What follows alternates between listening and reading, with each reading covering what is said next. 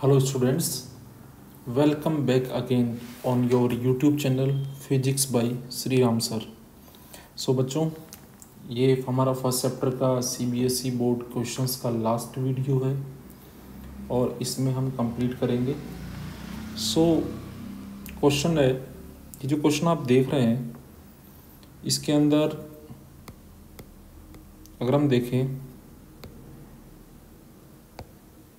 तो हमसे बोला है स्टेट गॉस थ्योरम। तो ये बच्चों हम प्रीवियस लेक्चर्स में कर चुके हैं। प्रीवियस लेक्चर में हमने ये भी किया, obtain the expression for the electric field at a point due to infinitely long thin uniformly charged straight wire. तो इसका फील्ड हमने कैलकुलेट किया था, क्या आया था बच्चों, 2k लैम्डा अपॉन आर, और you can say lambda upon 2 pi epsilon naught R. चलिए, ये क्वेश्चन 2018 में भी पूछा है 5 मार्क्स के अंदर। तो इसके 3 पार्ट है। तो फर्स्ट पार्ट में तो हमें ये डेरिवेशन करना है जो हम कर चुके हैं ऑलरेडी ये डेरिवेशन हम कर चुके हैं। सेकेंड हमसे पूछा है ड्रॉ द ग्राफ। तो उसका रेक्टेंगुलर हाइपरबोला डिस्टेंस के साथ परपेंडिकुलर डिस्टेंस के साथ ग्राफ प्रीवियस लेक्चर में बना चुके हैं। अब इसके लास्ट पार्ट पे चलते हैं जो हमें करना है बच्चों अभी। तो इसका जो लास्ट पार्ट है उसको हम सॉल्व करने जा रहे हैं। Find the work done in bringing a charge q from perpendicular distance r1 to r2 where r2 is greater than r1। So students देखिए इधर, यहाँ पे ये लेट्स से एक पॉजिटिवली चार्ज डेंसिटी का, लीनियर चार्ज डेंसिटी का मैं इनफाइनिटली long wire ले लेता हूँ। और क्वेश्चन में बोला इसका लीनियर चार्ज डेंसिटी हमें दिया है, कितना दिया है बच्चों, लैम्डा। तो ये वायर जो है इसका लीनियर चार्ज डेंसिटी आपको गिवन है विच इज लैम्डा। अब इससे perpendicular lambda coulomb per metre में दिया हमें ये। अब इससे परपेंडिकुलर डिस्टेंस r पे हमने फील्ड निकाला हुआ है, बट एक चार्ज है q, ये चार्ज q जो है ना, इसको हमें r1 से r2 ले जाना, और r2 बड़ा है बच्चों।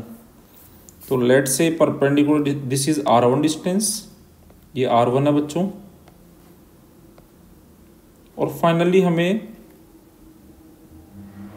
ये इनिशियल डिस्टेंस है, फाइनली हमें r2 पे ले जाना है। अब देखो स्टूडेंट्स कि अगर आप r1 पे इसको रखोगे, r1 पे अगर आप इसको रखते हो तो यहाँ पे फील्ड जो होगा वो होगा E1 फील्ड होगा यहाँ पे। r2 पे बच्चों फील्ड हो जाएगा E2, और दूर जाने पे फील्ड कम होता है बच्चों। इसमें हमने ग्राफ बनाया था, तो इस तरीके का ग्राफ आया था कि जब हम वायर से दूर जाते हैं तो फील्ड का वैल्यू क्या होता है, डाउन होता है।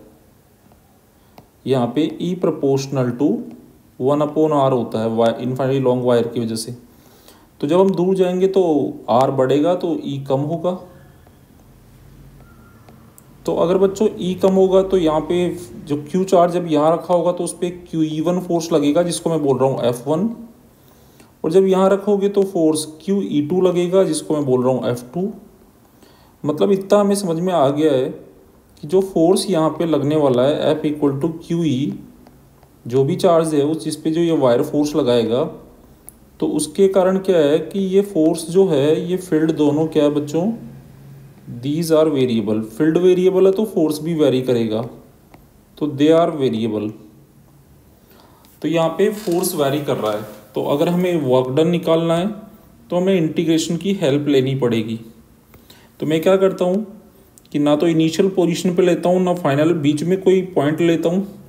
और ये पॉइंट कितना डिस्टेंस पे ले लेते हैं हम, ये r1 r2 के बीच का कोई डिस्टेंस है, लेट से r।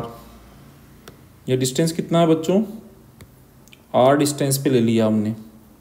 जब आप इसको यहाँ रखोगे r डिस्टेंस पे,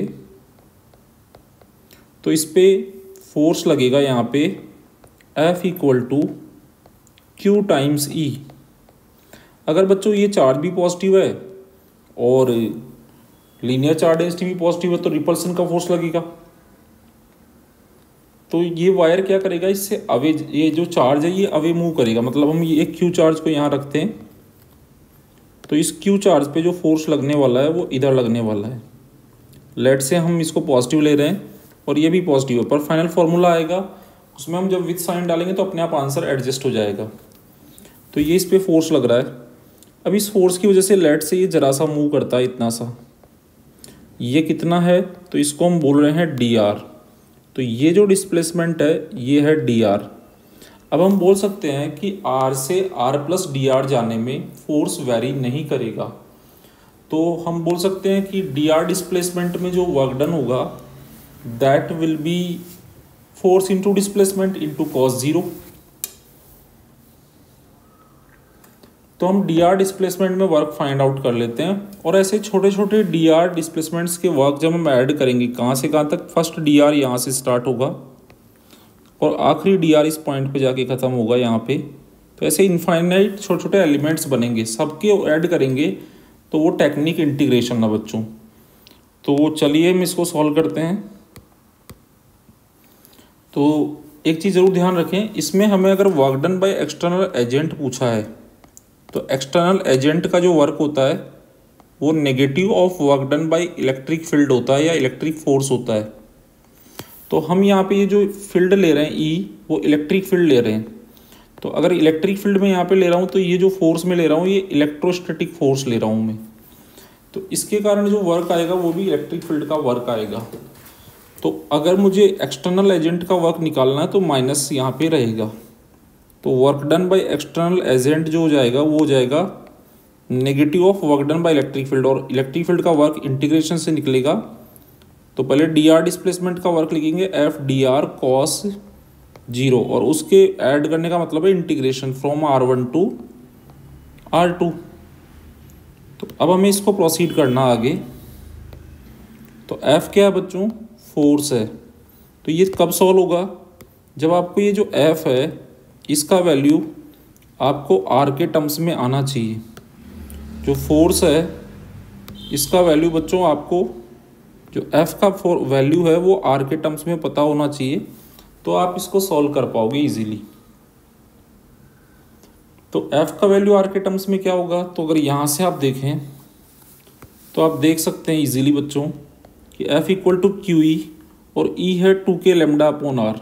तो q इंटू ई का वैल्यू हमने डाला twice k lambda upon R. तो यहाँ से हमें फोर्स आर के टर्म्स में मिल गया है। जब हम फोर्स का वैल्यू आर के टर्म्स में यहाँ पे सब्स्टिट्यूट करेंगे और आगे इंटीग्रेशन को सॉल्व करेंगे तो इजीली हम इसको कर पाएंगे। तो हमें फोर्स का वैल्यू आर के टर्म्स में मिल गया है। बाकी सारे जो न्यूमरेटर में टर्म्स लिखे हैं q 2k lambda, all they are constant terms. तो चलिए यहाँ पे पुट करते हैं स्टूडेंट्स।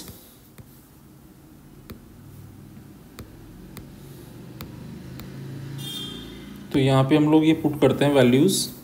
तो work done by external agent कितना होगा, negative integral R1 to R2, and electrostatic force उसका वैल्यू आ गया 2k q lambda upon R D R cos zero is 1।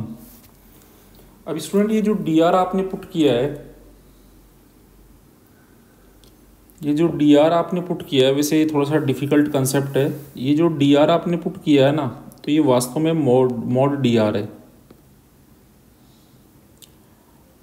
अब मॉड डी आर जो होता है वो सिंपली डी आर होता है अगर आर का वैल्यू इंक्रीज हो रहा होता है। तो क्योंकि मॉड तो प्लस में आना चाहिए, क्योंकि आर का वैल्यू जब इंक्रीज हो रहा होता है तो D R change in are positive होता है बच्चों। तो चेंज इन आर पॉजिटिव होता है, जब आर बढ़ रहा है तो चेंज इन आर पॉजिटिव है। तो mod D R is D R. But अगर आर कम हो रहा हो, बढ़ नहीं रहा बल्कि कम हो रहा हो, तो अगर आर का वैल्यू बढ़ नहीं रहा है, कम हो रहा है, बल्कि उल्टा है, आर का वैल्यू अगर डिक्रीज हो रहा होता है तो उस केस में क्या है, कोई भी क्वांटिटी का वैल्यू अगर डिक्रीज होता है तो उसमें जो चेंज आता है वो नेगेटिव आता है। बट हमें तो यहाँ पे मैग्नीट्यूड ऑफ डी आर लिखना है, तो फिर उसको पॉजिटिव बनाने के लिए डी आर के आगे एक नेगेटिव और लगाया जाता है। तो फिर मैं कह सकता हूँ कि अगर आर जो है वो कम हो रहा है, तो ये ऐसे केस में स्पेशली डी आर नेगेटिव आता है, तो फिर आप मॉड डी आर का जो वैल्यू डालेंगे यहाँ पे that will B minus D R. अब ये समझ नहीं आ रहा होगा, लेकिन मैथ्स सेक्शन के जो बच्चे हैं वो इसको समझ पाएंगे। हमने एक फंक्शन पढ़ा है मॉडुलस फंक्शन, तो मॉडुलस फंक्शन में होता है मॉड एक्स, तो आप डी आर को एक्स से रिप्लेस कर दें, तो mod x student plus x भी होता है अगर एक्स के वैल्यू 0 से बड़े डालेंगे तो, और X greater than equal to 0, और मॉड एक्स माइनस एक्स होता है अगर एक्स लेस देन 0 है तो। अब सिंपल सा रीजन ये है कि मॉड एक्स ऑलवेज पॉजिटिव आना चाहिए। अब एक्स अगर 0 से बड़ा है तो यहाँ पॉजिटिव डालोगे, पॉजिटिव आ ही जाएगा, लेकिन 0 से छोटा है तो यहाँ नेगेटिव डालोगे, तो वो नेगेटिव इस एक्स नेगेटिव होगा, वो इस आगे एक नेगेटिव जो लिखा है इससे मल्टीप्लाई होके पॉजिटिव बना देगा। तो अभी के लिए आप अगर आपको समझ नहीं भी आया तो डोंट वरी, इस चीज़ को मैं अच्छे से जब आपको पोटेंशियल एनर्जी कैलकुलेट कराऊंगा सेकंड चैप्टर के अंदर इलेक्ट्रोस्टैटिक पोटेंशियल एनर्जी, तो वहाँ पे मैं इसको अच्छे से दोबारा एक्सप्लेन करूंगा वापस से बच्चों। तो अगर अभी नहीं भी क्लियर है तो यहाँ तो आर बढ़ ही रहा है, तो आर बढ़ रहा है तो mod D R plus D R. अब आप कहेंगे सर ये मॉड क्यों लगा दिया आपने, तो बच्चों वास्तव में वर्क डन जो होता है वो आप सब जानते हैं कि वर्क डन जो होता है वो एफ डॉट डी आर होता है, एफ वेक्टर और डिस्प्लेसमेंट वेक्टर का ये डॉट प्रोडक्ट होता है। तो जब आप इसको ओपन करते हैं तो ए डॉट भी होता है ए का मैग्नीट्यूड, बी का मैग्नीट्यूड,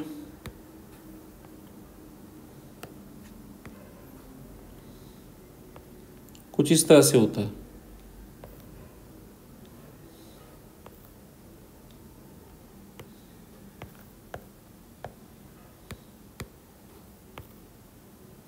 लेकिन हम यहाँ पे फोर्स को तो हम वेक्टोरियल फॉर्मेट में डाल रहे हैं ताकि लास्ट में हमारे पास, वरना अगर फोर्स को हम मॉड में डाल देंगे तो हमारा फिर आंसर जो है वो हमेशा पॉजिटिव ही आएगा,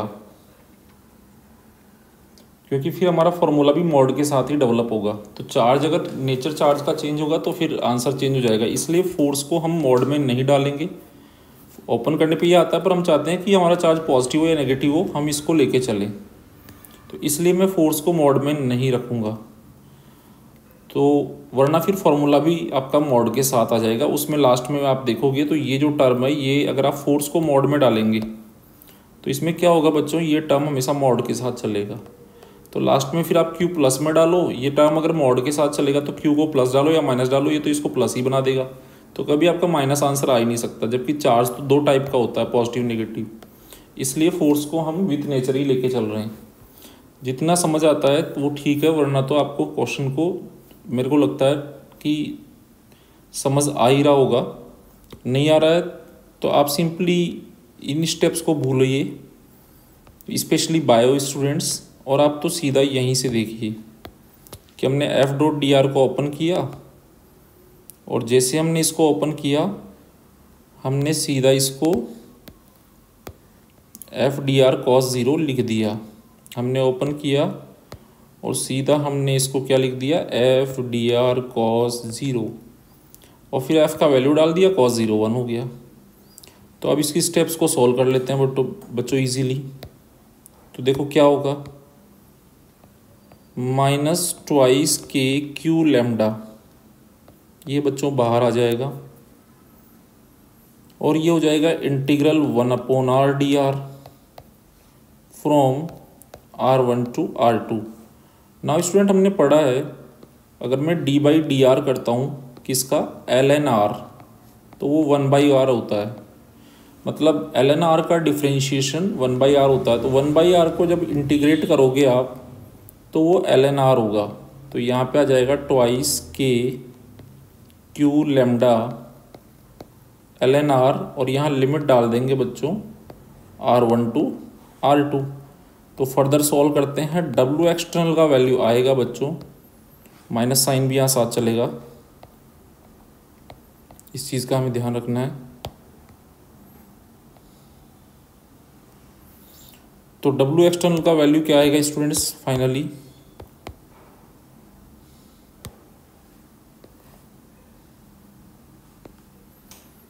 तो बच्चों डब्ल्यू एक्सटर्नल का वैल्यू आ जाएगा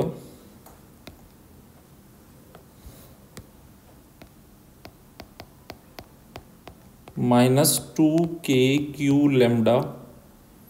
अब पहले अपर लिमिट डालेंगे तो ln/r2 माइनस ln/r1। अब ये हो जाएगा बच्चों डब्ल्यू एक्सटर्नल इक्वल टू हो जाएगा, इसको हम लिख सकते हैं -2k/q लैम्डा ln/r2/r1। और लॉग में क्या होता है, जो पावर होती है वो आगे आ जाती है, तो ये जो माइनस है इसको अगर पावर बना के उधर भेज दें तो ये हो जाएगा 2k/q लैम्डा ln/r2/r1 और उसकी पावर -1। तो आप इसको ऐसे भी लिख सकते हैं 2k/q लैम्डा ln/r1/r2। और what is mean by ln? This is the base, this is the logarithm whose base is e।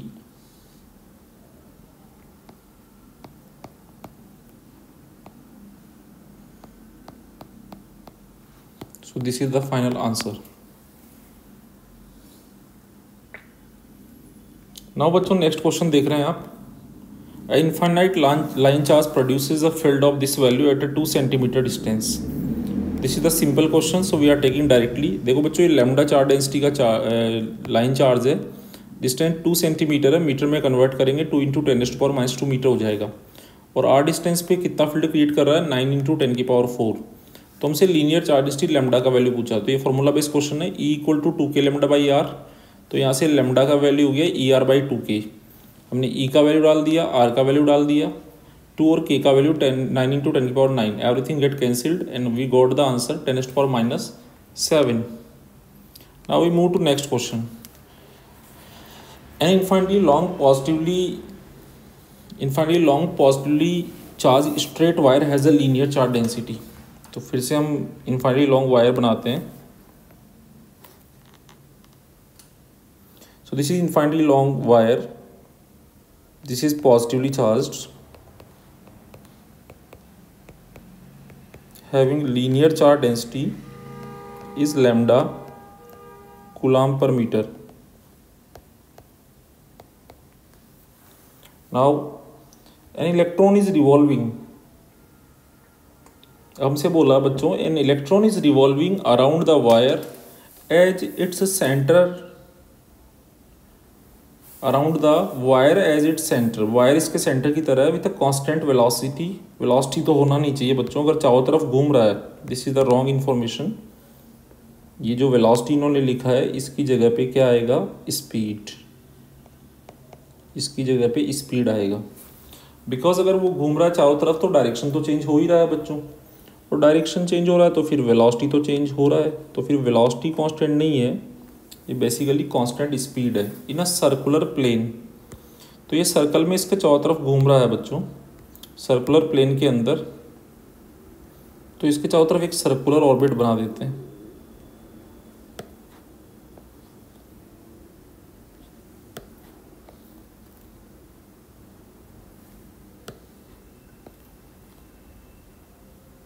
So this is the circular orbit जिसमें इलेक्ट्रॉन चारों तरफ इसके घूम रहा है बच्चों।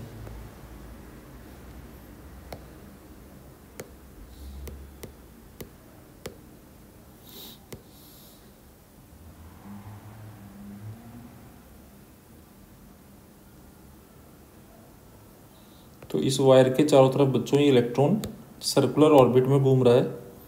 And the let's say the radius of the orbit is r। Let's say इसके चारों तरफ बच्चों r रेडियस के ऑर्बिट में घूम रहा है। कौन घूम रहा है, इलेक्ट्रॉन घूम रहा है। तो बच्चों में इलेक्ट्रॉन जो है उसका मास में m सपोज कर लेता हूँ और चार्ज उस पर -e होता है स्टूडेंट्स। तो ये इसके चारों तरफ लेट्स से सर्कुलर ऑर्बिट में घूम रहा है विथ अ कांस्टेंट स्पीड, मतलब ये यूनिफॉर्म सर्कुलर मोशन है। बेसिकली ये जो क्वेश्चन है ये यूनिफॉर्म सर्कुलर मोशन का क्वेश्चन है। तो यहाँ पे हो क्या रहा है, यहाँ पे कंसेप्ट लगेगा यूनिफॉर्म सर्कुलर मोशन का कंसेप्ट लगेगा बच्चों, uniform circular motion, uniform circular motion.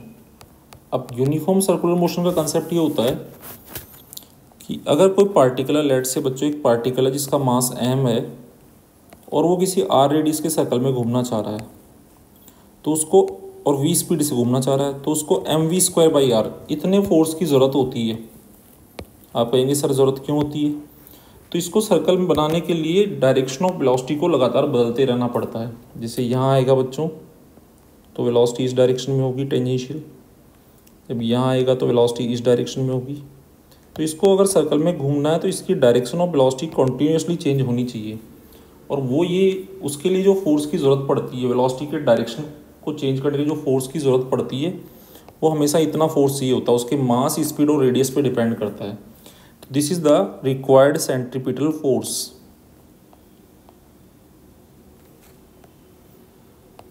This is the required centripetal force.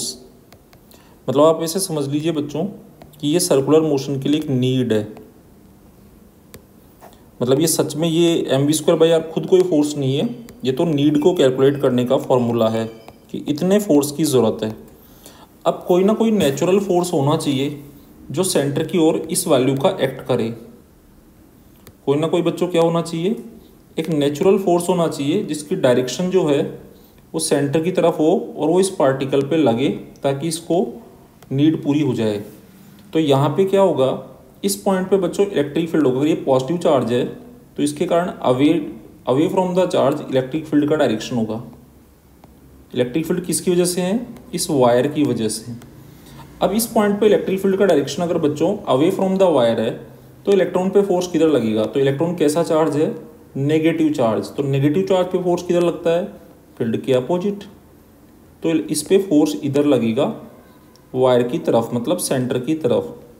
कितना फोर्स लगेगा, तो फोर्स की डायरेक्शन तो समझ में आ गई, मैग्नीट्यूड हो जाएगा। यहाँ कितना चार्ज रखा है, चार्ज का मैग्नीट्यूड क्या है, अगर ये चार्ज इलेक्ट्रॉन का इसका मैग्नीट्यूड ले लें, दिस इज ई, तो फोर्स जो लगेगा that is Q E. Force क्या होता है, जो चार्ज उस पॉइंट पे रखा है इनटू उस पॉइंट पे जो फील्ड है। अब चार्ज कितना रखा है इस पॉइंट पे ई, और यहाँ फील्ड कितना होगा, ट्वाइस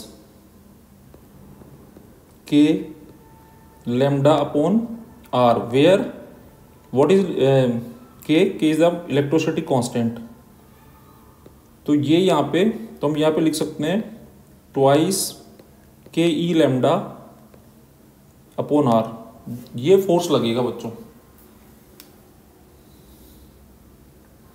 ये फोर्स यहाँ पे जो लग रहा है बच्चों, दिस फोर्स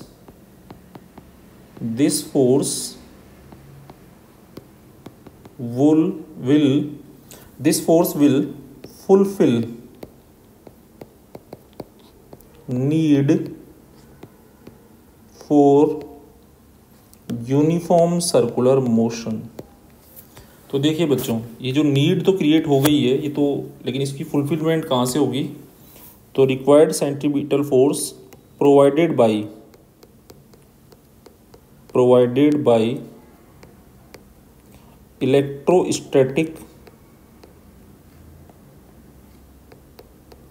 इलेक्ट्रोस्टैटिक फोर्स। यहाँ पे जो इलेक्ट्रोस्टैटिक फोर्स लग रहा होगा ये इसको फुलफिल करेगा।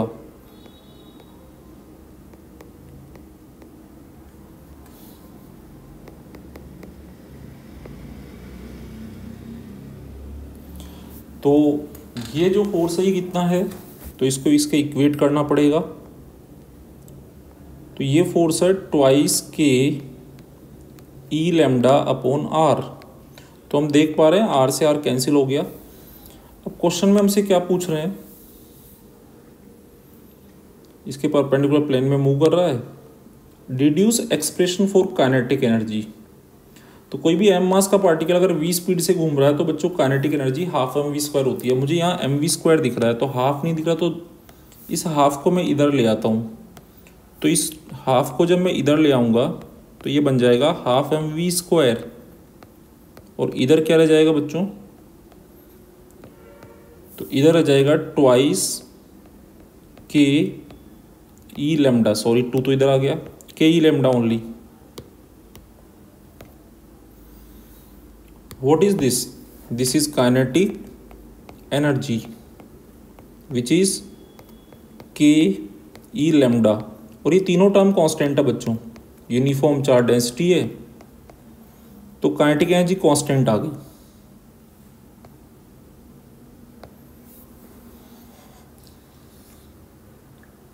चलिए बच्चों इसके नेक्स्ट पार्ट की तरफ मूव करते हैं। Plot a graph of kinetic energy as a function of linear charge density. तो हमें काइनेटिक एनर्जी का ग्राफ बनाना है बच्चों लेमडा के साथ। तो ये काइनेटिक एनर्जी है, इसको मैं वाई एक्सिस पे लूँगा और लेमडा को मैं एक्स एक्सिस पे लूँगा। इन दोनों के मेरे को बीच में ग्राफ बनाना है। तो मैं जिसके बीच में मुझे ग्राफ बनाना है, जिसको मैं वाई एक्सिस पे लूँगा और जिसको मैं एक्स पे लूँगा बच्चों, उसको मैं कर लेता हूँ सर्कल। तो मैं वाई पे किसको लेने जा रहा हूँ, वाई एक्सिस पे मैं काइनेटिक एनर्जी को लिख रहा हूँ। तो काइनेटिक एनर्जी को मैं वाई एक्सिस पे लिख रहा हूँ और लीनियर चार्ज डेंसिटी जो है लेमडा को मैं एक्स पे लिख रहा हूँ और इनको सर्कल कर लिया। नाउ इनके ऊपर पावर देखिए बच्चों, तो 1 1 आ रही है, मतलब वाई और 1 1 पावर है। तो ग्राफ क्या बनेगा, straight line passing through origin. और यहाँ पे जो लिखा होगा तो ये y equal to M X graph बन गया which is straight line passing through origin. तो ग्राफ का नेचर कैसा होगा, straight line passing through origin means kinetic energy is directly proportional to linear charge density. और ये जो एंगल बन रहा है यहाँ से, ये थीटा है। तो अगर मैं स्लॉप लिखूँ तो स्लॉप यहाँ पे क्या होगा, tan थीटा, और वो किसके इक्वल होगा, k into E which is a constant term. तो स्ट्रेट लाइन का स्लॉप कांस्टेंट होता है। So now the B part of this question is also completed. Now we move on the next question. तो हम बच्चों next question पे चलते हैं।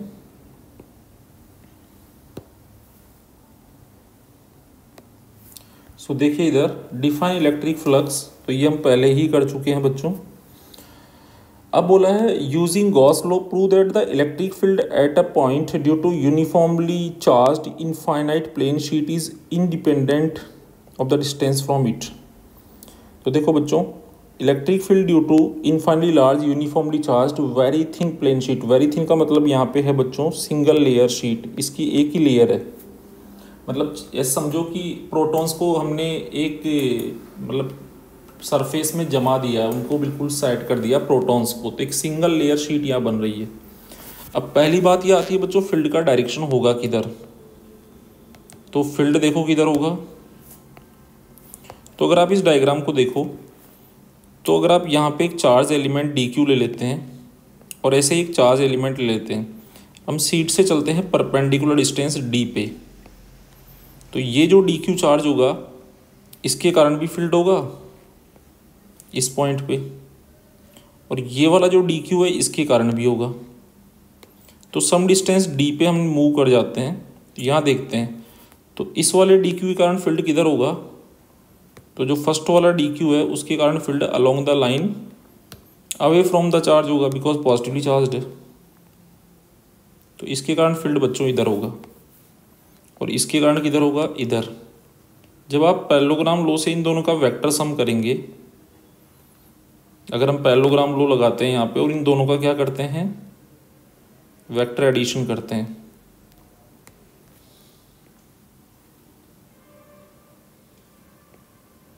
तो हमें पहले पैरेललोग्राम कंप्लीट करना रहेगा और फिर हम इन दोनों फील्ड्स का वेक्टर एडिशन करेंगे। दिस इज डी,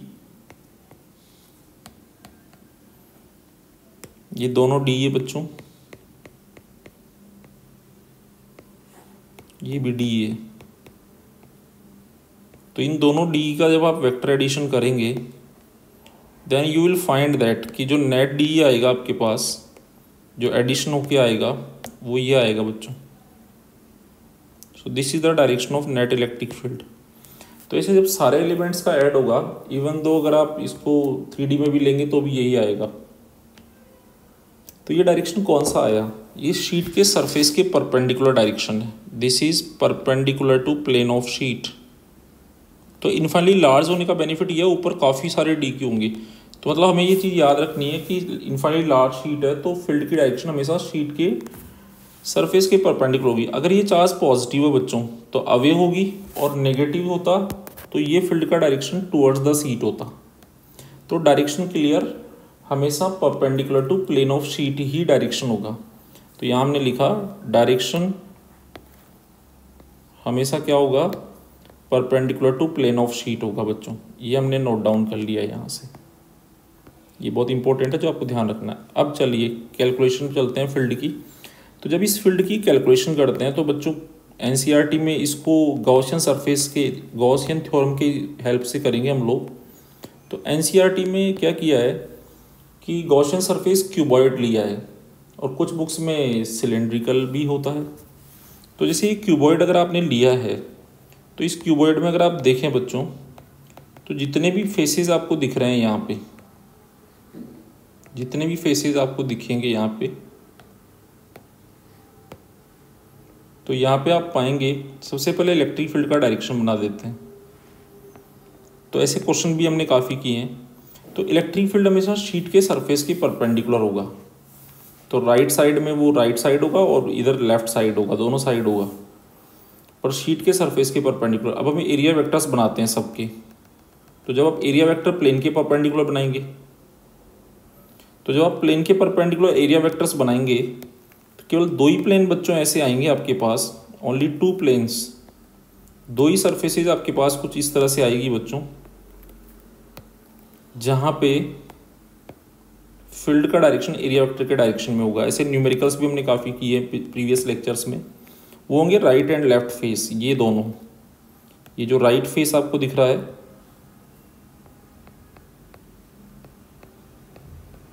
और ये जो लेफ्ट फेस है, केवल इन दो पे ही ई और डी ए सेम डायरेक्शन में होंगे। बाकी फोर पे क्या होंगे, बाकी फोर फेसेस पे स्टूडेंट्स वो आपस में परपेंडिकुलर होंगे। तो वहाँ पे cos 90 से जीरो टर्म बन जाएगा। अब स्टूडेंट्स बात करते हैं कि अगर आप सरफेस सिलेंड्रिकल लेते हैं तो क्या होगा। तो आपका यहाँ पे ई इधर होगा और आपका डी ए भी इधर ही होगा सरफेस के का अवे, क्योंकि शीट के परपेंडिकुलर सरफेस के परपेंडिकुलर होता है डी ए और शीट के परपेंडिकुलर है ई। तो यहाँ आपका ई और डी ए सेम डायरेक्शन में होगा। सेम चीज़ यहाँ हो जाएगी बच्चों, यहाँ भी आपका ई और डी ए सेम डायरेक्शन में होगा लेफ्ट फेस पे भी, बिकॉज ये पॉजिटिव चार्ज से लाइन्स आएगी। लेकिन कर्ड फेस की अगर बात करें तो यहाँ हमेशा आपका फील्ड और डी ए परपेंडिकुलर रहेंगी।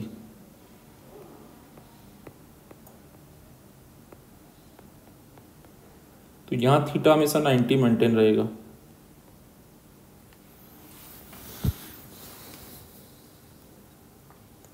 अब हमें अप्लाई करना है गॉस थ्योरम। तो गॉस थ्योरम आप दोनों में से किसी पे भी अप्लाई करें और एग्जाम में आपकी जो इच्छा है उससे आप करें।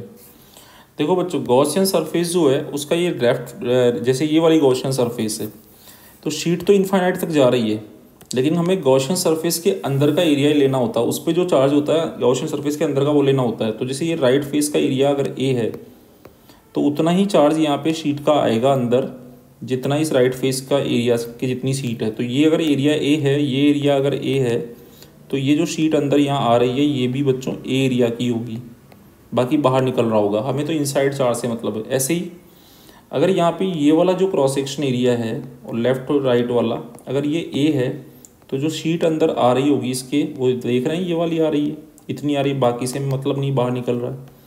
तो वो उतना ही एरिया होता है जितना गॉसियन सरफेस का left right cross section area होता है, उतना ही एरिया शीट का अंदर आ रहा होता है। उसी के ऊपर जो चार्ज है उसको हमने क्यू बोला है और जो एरिया अंदर आ रहा है उसी को ए बोला है।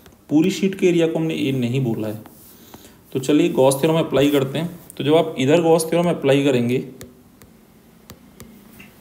तो using Gauss theorem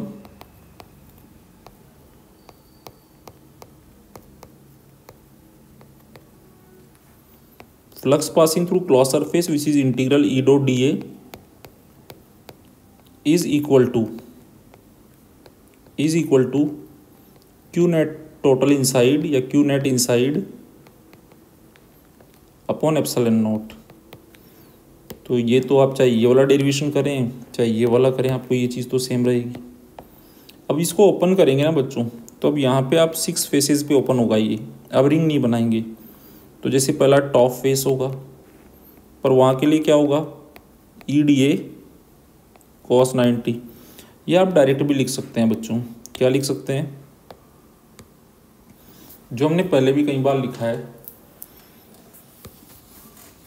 for top bottom front and back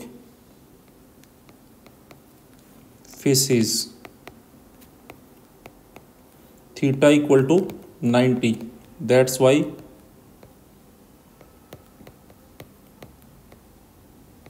E dot D A equals to E D A cos 90 which is equal to 0. So flux will pass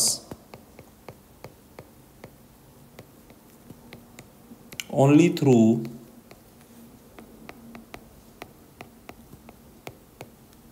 right and left face.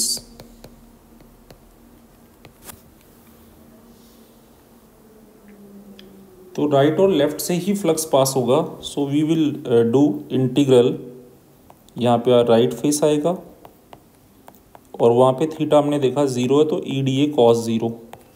Same यही term आ जाएगा left face के लिए, वहाँ भी theta 0 degree है। तो left face के लिए भी बच्चों एज इट इज़ लिख दिया हमने।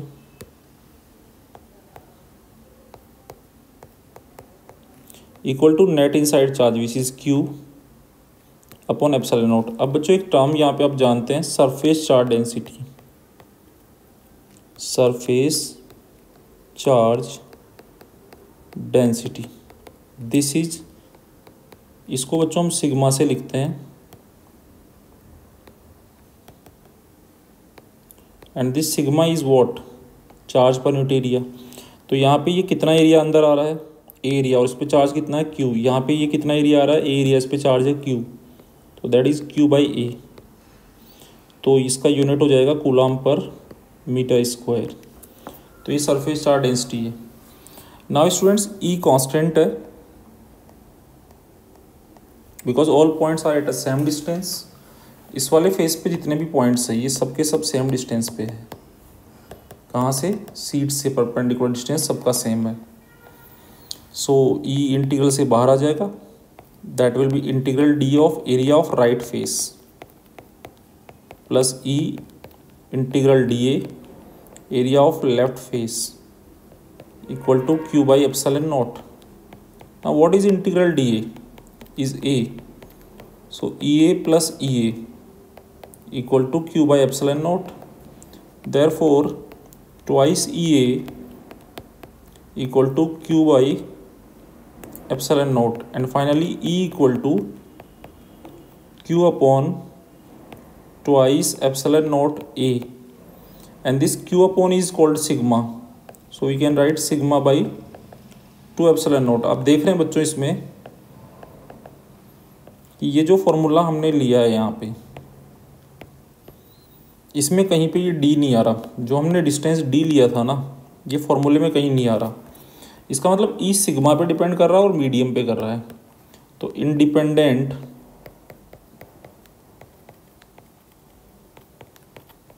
ऑफ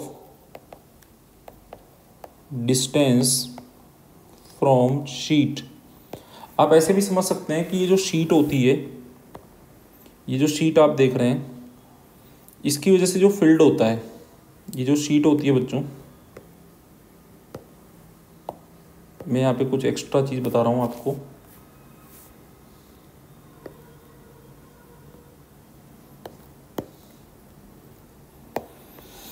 सो स्टूडेंट्स, ये जो शीट है,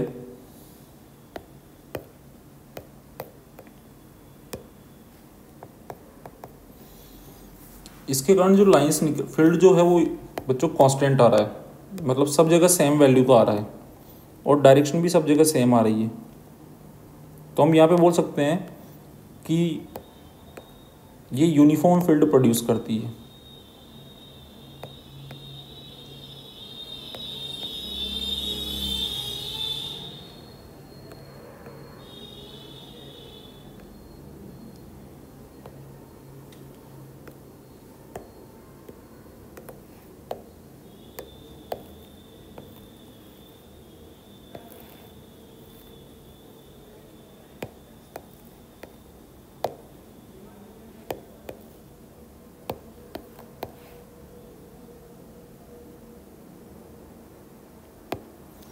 तो इसका फील्ड बच्चों यूनिफॉर्म, सो हम बोल सकते हैं।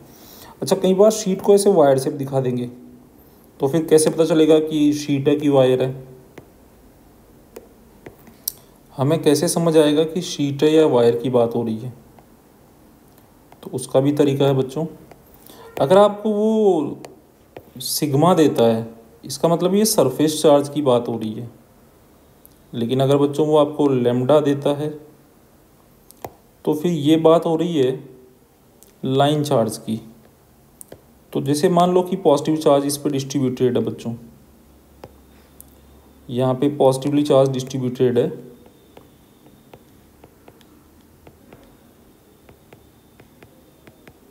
और यहाँ प्लस सिग्मा दिया हुआ है सरफेस चार्ज डेंसिटी। तो आप ये नहीं समझे कि ये वायर है।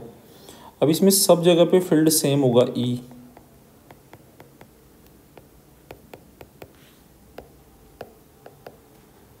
और डायरेक्शन भी सब जगह सेम होगी, और ई का वैल्यू होगा sigma by 2 epsilon naught. So infinitely large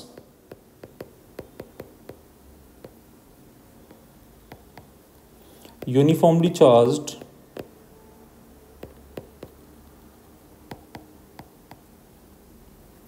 very thin का मतलब है यहाँ atomic layer sheet produces uniform electric field. ये आप इंपॉर्टेंट पॉइंट ध्यान रखें बच्चों। लेकिन अगर बच्चों यहीं पे लैम्डा लिखा होता तो ये वायर होता। अब कांस्टेंट फील्ड है, तो कांस्टेंट फील्ड है तो बच्चों ग्राफ कैसा आएगा? तो जैसे अगर हम यहाँ पे डिस्टेंस के साथ ग्राफ बनाएं, this is the distance from seat and this is the electric field. तो सीट की खुद की लोकेशन पे तो नॉट डिफाइन रहता है, एक सर्कल बना रहा हूँ, बाकी सीट के जस्ट पास से शुरू करें तो फील्ड कांस्टेंट रहता है। तो E remain constant which is sigma by 2 epsilon naught. So this will be the graph. Next question पे चलते हैं बच्चों। 2 मेटल प्लेट्स, यहाँ पे बच्चों 2 मेटल प्लेट्स है। These are 2 metal plates having inner faces। यहाँ पे ये inner faces बोलने वाली बात ही नहीं होनी चाहिए वैसे तो, पर metal faces बोल दिया, बट ये वेरी थिन होनी चाहिए, तभी sigma by 2 epsilon naught formula लगता है। तो इनके इनर फेसेस पे हमसे क्या चार्ज डेंसिटी गिवन है, अपोजिट साइन का चार्ज है, having surface charge densities of opposite sign of magnitude this. तो मतलब इस पे यहाँ पॉजिटिवली चार्ज है और इसके पास नेगेटिव।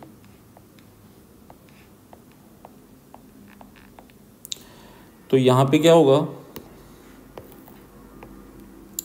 ओवरऑल ये हुआ बच्चों, इसके पास surface charge density plus sigma है और इसके पास माइनस सिग्मा है।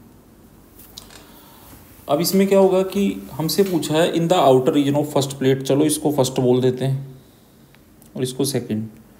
तो ये outer region of first plate बोल दिया, इसको मैं रीजन फर्स्ट बोल रहा हूँ।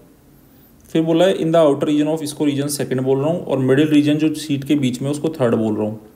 अब स्टूडेंट ऐसे क्वेश्चन जब आते हैं तो मैं आपसे बोलता हूँ कि जब भी आप कोई भी वेक्टर क्वांटिटी लिखते हैं ना, इलेक्ट्रिक फील्ड और ये, तो आप मैग्नीट्यूड जो है ना वो अलग से लिखें और डायरेक्शन अपने लॉजिक से लिखें। जैसे हम क्या करते हैं कि जो सीट 1 से सीट 2 का जो डायरेक्शन है उसको आप आई कैप मान ले लेट से, और जो उसके अपोजिट है मतलब 2 से 1 की तरफ वो माइनस आई कैप मान ले।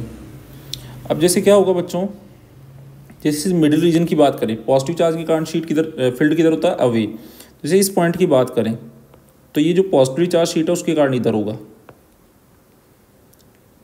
This is E1।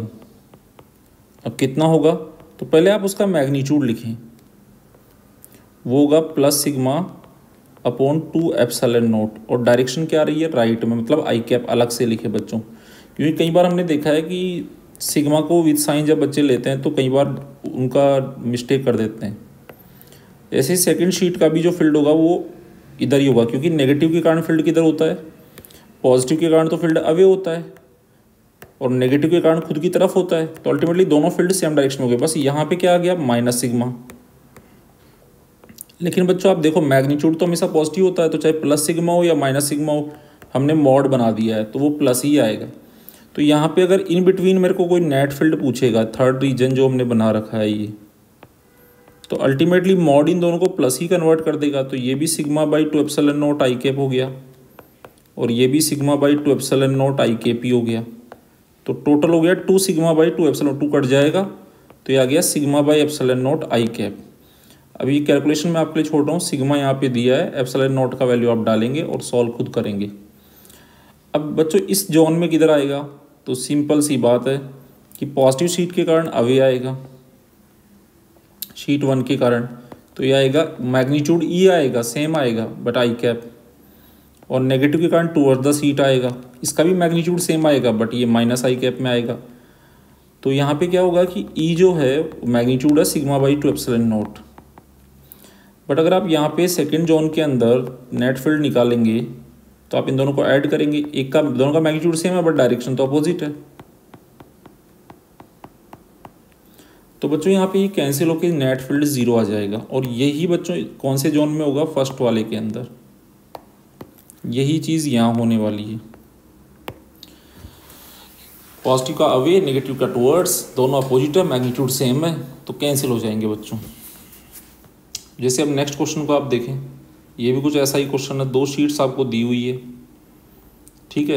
अब ये 2 शीट्स आपको दी हुई है, लेकिन उनका सिग्मा 1 सिग्मा 2 दिया है, और सिग्मा 1 बड़ा है सिग्मा 2 से। तो अब इसमें क्या होगा, तो सिंपल सी बात है बच्चों, अगर यहाँ पे आप पॉइंट लेते हैं, वही डायरेक्शन का कंसेप्ट सेम ले लेते हैं हम लोग,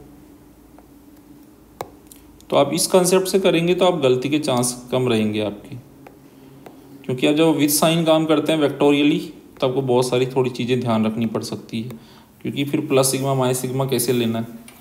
तो इसमें क्या होगा कि इसकी वजह से जो फील्ड प्रोड्यूस होगा वो हो जाएगा सिग्मा 1 बाई 2 एप्सिलॉन नॉट करेगी ये प्रोड्यूस, और ये करेगी सिग्मा 2 बाई 2 एप्सिलॉन नॉट, और दोनों की नेचर सेम है, दोनों पॉजिटिवली चार्ज्ड है। तो इस जोन के अंदर बड़ा कौन है, सिग्मा 1, तो ये फील्ड होगा, और दूसरा सिग्मा 2 छोटा है तो उसका एरो छोटा बना देंगे। तो ऊपर वाला है सिग्मा 1 बाई 2 एप्सिलॉन नॉट, और नीचे वाला है सिग्मा 2 बाई 2 एप्सिलॉन नॉट। दोनों बच्चों ये सेम डायरेक्शन में है, तो अगर यहाँ पे आपको नेट फील्ड निकालना है फर्स्ट जोन के अंदर तो दोनों ऐड हो जाएंगे, तो 2 एप्सिलॉन नॉट तो बच्चों एलसीएम आ जाएगा, और ऊपर हो जाएगा सिग्मा 1 प्लस सिग्मा 2, और डायरेक्शन आप देखें लेफ्ट में आ रही है तो आप माइनस आई कैप बोल सकते हैं, क्योंकि आपने यहाँ डायरेक्शन बता दी है, तो डायरेक्शन आप एज्यूम कर लेते हैं, then you can use that. अब जैसे ये वाले जोन की बात करें तो यहाँ भी सेम ऐसे हो जाएगा, एक बड़ा होगा दूसरा छोटा होगा, ये हो गया सिग्मा 1 बाई 2 एप्सिलॉन नॉट,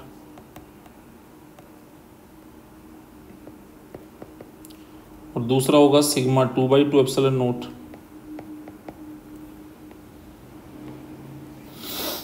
तो अल्टीमेटली जो इलेक्ट्रिक फील्ड आएगा थर्ड जोन के अंदर वो आएगा sigma 1 plus sigma 2 by 2 epsilon not, और डायरेक्शन सिंपल लॉजिक से आप देख पा रहे हैं वो आई कैप आ जाएगी। अब यहाँ क्या होगा, यहाँ सिग्मा 1 बड़ा होगा, ये होगा सिग्मा 1 बाई 2 एप्सिलॉन नॉट,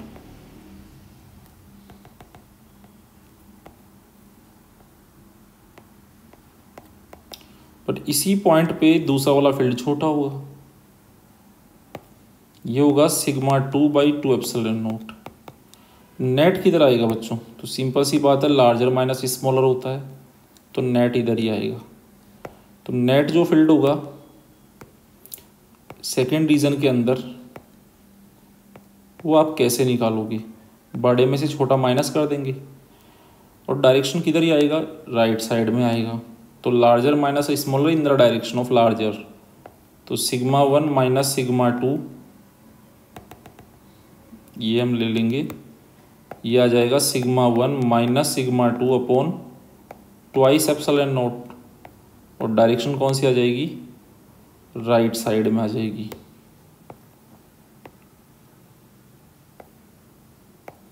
तो ये है इस क्वेश्चन का सॉल्यूशन। चलिए बच्चों नेक्स्ट क्वेश्चन को भी आप देखिए। अब यहाँ पे क्या जो फील्ड दिया ना उनको मैं हटा रहा हूँ, because we will not use these conventions, हम अपने हिसाब से करेंगे। तो पहले हम एक बार के लिए ये फील्ड्स को हटाते हैं बच्चों।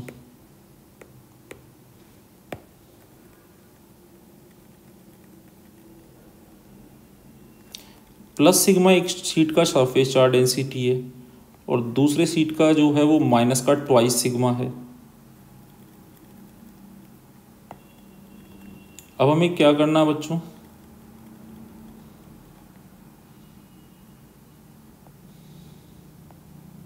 एक तो फर्स्ट हमें करना है बिटवीन द सीट्स।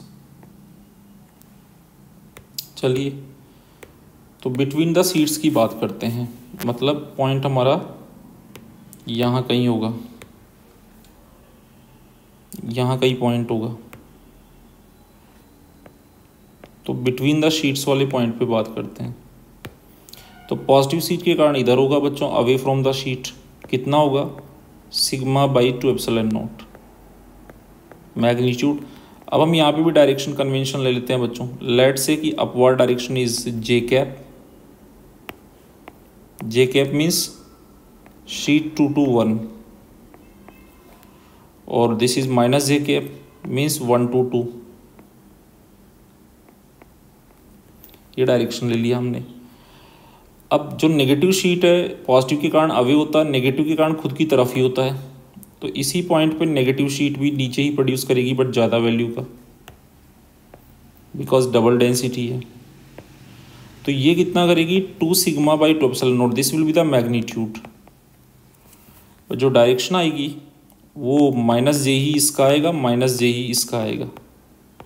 तो अगर हमें ई बिटवीन लिखना है स्टूडेंट्स, तो ये दोनों फील्ड सेम डायरेक्शन में ऐड हो जाएंगे।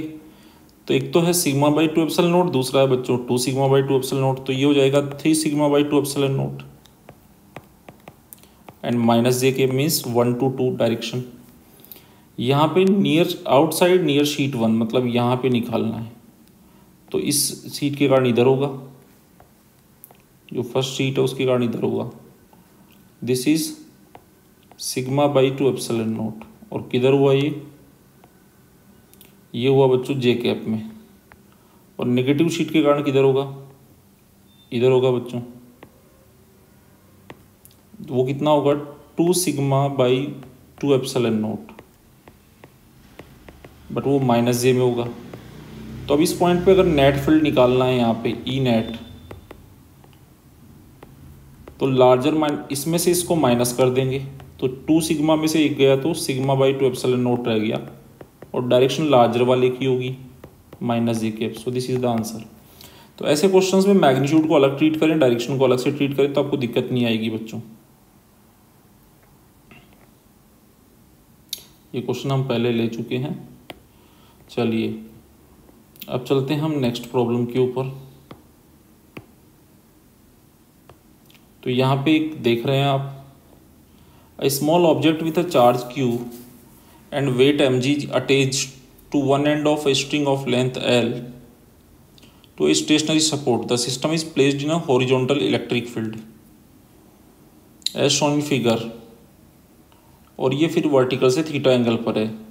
तो हमें चार्ज का साइन मैग्नीट्यूड बताना है। तो यहाँ पे क्या है बच्चों, अल्टीमेटली सिचुएशन कि राइट साइड में एक यूनिफॉर्म इलेक्ट्रिक फील्ड है।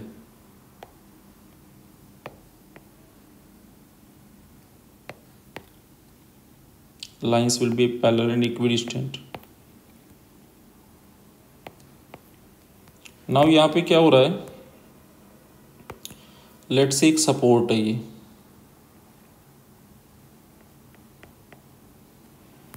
और बच्चों यहाँ से एक एल लेंथ की स्ट्रिंग है, उससे कोई पार्टिकल अटैच्ड है और पार्टिकल के पास मास एम है, चार्ज क्यू है।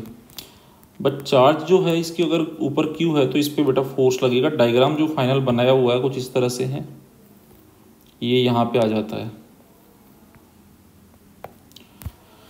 और ये एंगल है थीटा। नाउ स्टूडेंट्स होगा क्या,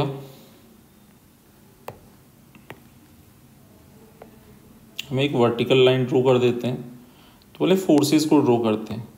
तो ये राइट में आया है, मतलब जिधर इलेक्ट्रिक फील्ड है उधर इसका मूवमेंट हुआ है। तो ऐसा तब होता है जब चार्ज का नेचर पॉजिटिव होता है, तभी उस पर फोर्स फील्ड की डायरेक्शन में लगता है। तो इसका मतलब इस पे जो फोर्स है वो इधर लग रहा है, जो इस पे इलेक्ट्रोस्टैटिक फोर्स है QE वो इधर लग रहा है, तभी ये राइट में डिस्प्लेस हुआ है। तो field force is in the direction of field, it means it is positively charged. इसका मतलब ये चार्ज कैसा है, पॉजिटिव। ये क्लियर हो गया, चार्ज का नेचर समझ आ गया।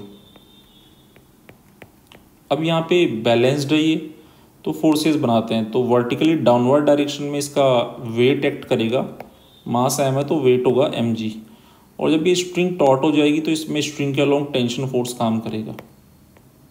और अगर बच्चों ये एंगल थीटा है तो इस टेंशन के कंपोनेंट कर देंगे वर्टिकल एंड हॉरिजॉन्टल के अंदर। जब टेंशन फोर्स के आप कंपोनेंट करोगे बच्चों इसके, तो इधर जो कंपोनेंट आएगा वो आएगा बच्चों t cos थीटा, और इधर जो दूसरा कंपोनेंट इसका आएगा हॉरिजॉन्टल डायरेक्शन में, that will be t sin theta.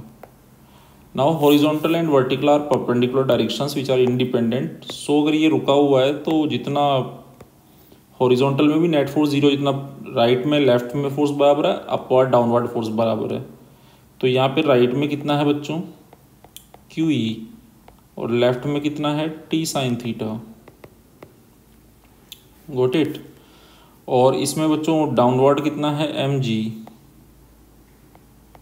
और अपवर्ड कितना है t sin थीटा। तो हम लोग डिवाइड कर देते हैं इक्वेशन 1 एंड इक्वेशन 2 को। हमने कुछ गलती तो नहीं करी, QE equal to t sin theta, this is t cos theta.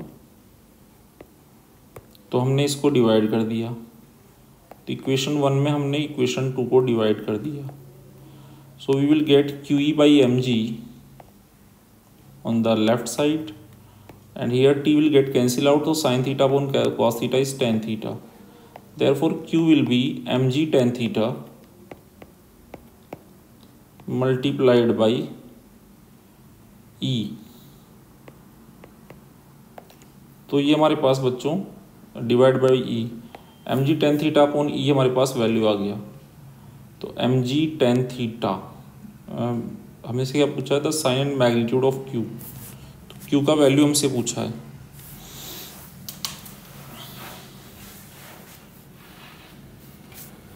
तो mg इंटू टेन थीटा हमारा कौन सा बन रहा है, yes mg by E into tan theta. तो अल्टीमेटली ये हमारा बन रहा है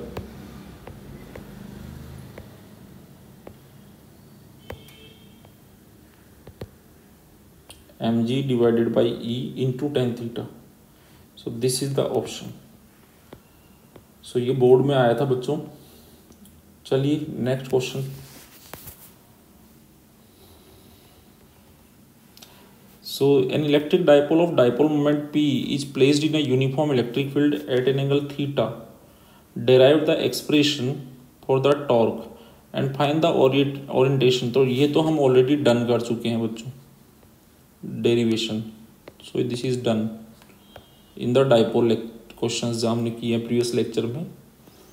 find the orientation of dipole relative to electric field for which torque is maximum and half of the maximum. So torque का फॉर्मूला क्या होता है पहले हम ये देखते हैं। यूनिफॉर्म फील्ड के अंदर हमें इसका बनाना है डायग्राम, तो क्यों ना यूनिफॉर्म फील्ड हम यहाँ से यूज़ कर लें।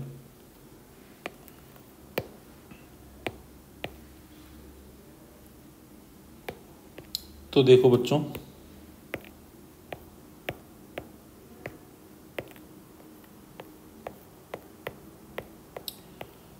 तो हमें टॉर्क जो है उसकी दो ओरिएंटेशंस बनाने हैं, डाइपोल मोमेंट के दो ओरिएंटेशन बनाने हैं। इसमें टॉर्क मैक्सिमम होगा एंड मैक्सिमम का हाफ होगा। सो टॉर्क का फॉर्मूला क्या होता है बच्चों? So we know that when a dipole of dipole moment P is placed in electric field E, then torque act as a P sin theta. अभी students for torque to be maximum, P और E तो बच्चों same है, uniform field है, so sine theta should be maximum. Okay, so sine theta maximum is 1। Sine theta and cos theta का बच्चों maximum value 1 होता है, एंड वो तब होता है बच्चों जब थीटा 90 डिग्री होता है। इसका मतलब P must be perpendicular to E। P और E आपस में क्या होंगे बच्चों? परपेंडिकुलर। इस केस में बच्चों टॉर्क मैक्सिमम लगेगा, and what will be that maximum value? So sine theta 1 हो गया तो दैट इज P। सो यहाँ पे हमारे पास जो है डाइपोल फील्ड से 90 पे होना चाहिए, तो वी विल ड्रॉ, हम लोग कुछ इस तरह से बना देंगे। सो this will be the orientation of P, तो this will be the orientation of dipole moment P। ये हमारे पास डाइपोल मोमेंट का ओरिएंटेशन होगा।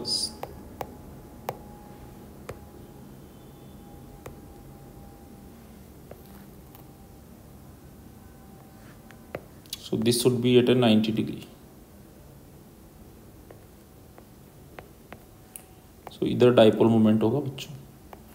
For torque to be half of the maximum, so we can say now that P sin theta, ये torque होता है बच्चों, और this should be equal to half of this maximum value. ये जो maximum value है इसका हाफ लगना चाहिए, मतलब this should be equal to P/2। So P will get cancel out, so sin theta equals to 1/2 and theta equal to sin 30 degree. So the second orientation, in the case of second orientation, it will make 30 degree with the field. तो second orientation में बच्चों ये angle 30 degree पे होगा। Dipole moment and electric field के बीच में जो angle होगा दैट विल बी, तो ये डायग्राम हमें बनाने थे बच्चों इसमें। Now next question, there are two charges 1 and 4 are separated as a 2 meter separation. At what distance from Q1 the field will be 0? This is also easy question. तो कहाँ पे फील्ड 0 होगा? तो ये बी पार्ट को बड़ा easily solve कर लेंगे। There are two charges, one is 1 and another is 4.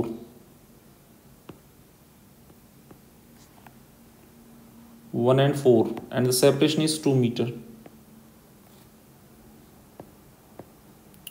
सो दोनों का नेचर सेम है बच्चों। सो द फील्ड, लेट से this is E1 and this is, दूसरा वाला जो होगा उसका अभी पॉजिटिव है तो अवे होगा, दिस इज E2, और you can say due to fourth value, 4 value charge, इसको x डिस्टेंस हो गया तो इससे 2 - x हो गया। Now you will equate the magnitudes, so you will write K Q1 is 1 and upon, बच्चों इस पॉइंट को हमने ओरिजिन लिया है तो x का जो पॉजिटिव वैल्यू आएगा वही हम कंसीडर करेंगे। So upon x² equal to K Q is 4 upon 2 - x²। So K will get cancel out, so we will get 2 - x upon x whole square equals to 4. So we will get 2/x minus 1 equal to plus minus 2. So when you will get plus 2, एक बार हम plus 2 लेंगे, एक बार minus 2, तो हमारा आएगा 2/x equal to 3. So x equal to 2/3 मीटर। यही हमारा प्रैक्टिकली आंसर होगा। नेगेटिव वाला x का नेगेटिव वैल्यूज जो आएगा, so it is -2, then it will be -1, so -2 मीटर। This is wrong. तो बच्चों ये आप पहले कर चुके हैं इसलिए मैंने थोड़ा फास्ट फॉरवर्डिंग किया। The net electric flux through a close surface is 0, इसका मतलब नेट चार्ज इज 0। तो no net charge is present inside the surface. An electric dipole consisting charge plus q and minus q are separated by a distance L is in stable equilibrium in electric field E, then potential is E. Stable में क्या होता है बच्चों कि जो field जिधर field होता है उधर ही डाइपोल मोमेंट होता है, थीटा ज़ीरो होता है। तो यहाँ पे डाइपोल कैसे होगा, यहाँ पे क्या होगा, ये होगा minus Q,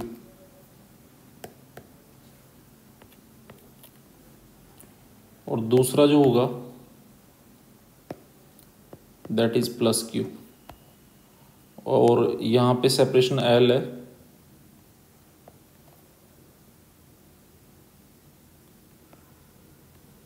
and this is the direction of dipole moment P. जब बच्चों पी और ई सेम डायरेक्शन में होता है उसी केस के अंदर, और पी का अगर मैग्नीट्यूड की बात करें तो यहाँ पे पी का वैल्यू होगा बच्चों, एक चार्ज का मैग्नीट्यूड लेंगे, बीच का सेपरेशन एल, ये पी हो गया। नाउ पोटेंशियल एनर्जी का फॉर्मूला होता है बच्चों minus P cos theta, here theta is 0 degree, so minus P cos 0, so you will get minus P and P is Q L, so minus Q L E, this is the answer. So now the chapter is finished. Thank you so much बच्चों, ये chapter हमने CBSE BYQ chapter 1 के complete कर लिए हैं। अब हम chapter 2 start करेंगे। आई होप आपको क्वेश्चंस के थ्रू बहुत कुछ सीखने में लगा। मुझे नहीं लगता कि बोर्ड लेवल की कोई चीज़ जो है वो छूटती है इतने सारे क्वेश्चन करने के बाद, और क्वेश्चंस के साथ थ्योरी और सारे कंसेप्ट, सारे डेरिवेशन, सारे लॉज, सारी डेफिनेशंस आ गई है इसके अंदर। तो प्लीज़ लेकिन एक चीज़ ध्यान रखें, सीक्वेंस में वीडियोज़ को देखेंगे तो ज़्यादा बेनिफिट होगा, और अगर आपने एक बार सिलेबस कंप्लीट कर लिया तो आप रेंडमली भी देख सकते हैं। तो thank you so much again for watching this video. And बच्चों प्लीज़ अगर आपको समझ आ रहा है, अच्छा लग रहा है, तो लाइक बटन ज़रूर दबाओ और शेयर भी करो दोस्तों के साथ, ठीक है। Thank you